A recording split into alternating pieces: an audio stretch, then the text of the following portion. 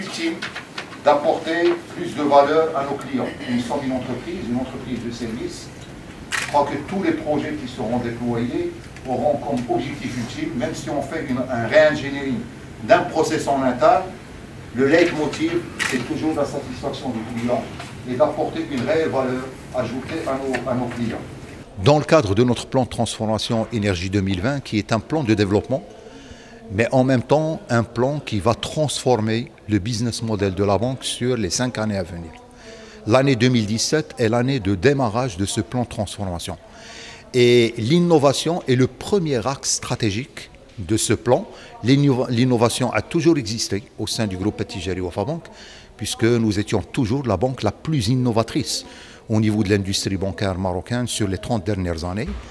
Mais nous souhaitons institutionnaliser définitivement l'innovation et c'est pourquoi l'ambition numéro 1, c'est comment faire pour ancrer l'innovation au niveau de tous les compartiments du groupe Attijari Wafa Bank.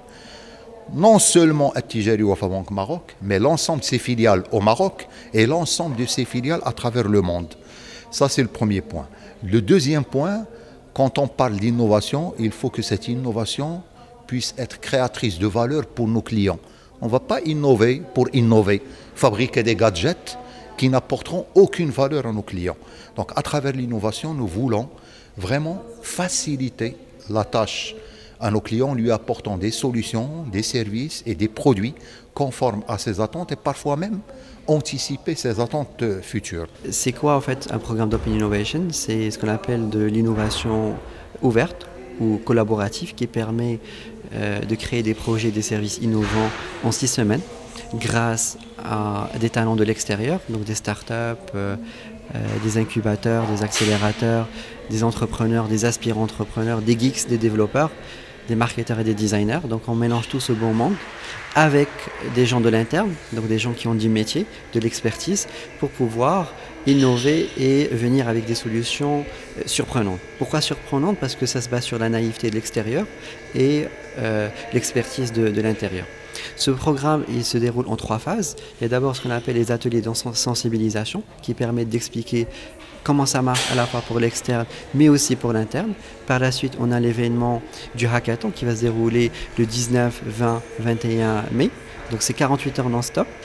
Donc voilà, on apporte des sacs de couchage, de la nourriture, des idées qui sont proposées au départ. Une dizaine seront retenues dans un premier temps. Et c'est ces dizaines-là qui vont travailler pendant 48 heures non-stop. La particularité de ce programme-là, c'est qu'il se fait et pour la première fois au monde sur 5 pays en simultané, c'est-à-dire des gens qui vont travailler à Casablanca, à Paris, Dakar, Abidjan et Tunis en même temps. Donc il y a un thème générique et qui va apporter, grâce au travail de ces 5 pays, des réponses locales. Le thème c'est comment mieux connaître son banquier, comment mieux connaître son client. Ça permettra de sortir avec des solutions qui personnalisent la relation entre je dirais, le client et son banquier. Chaque client ne sera plus traité de la même manière. C'est ça ce que veulent les clients. Ils veulent avoir un accueil personnalisé et un traitement personnalisé. Donc c'est un programme qui est désigné justement pour les grandes entreprises.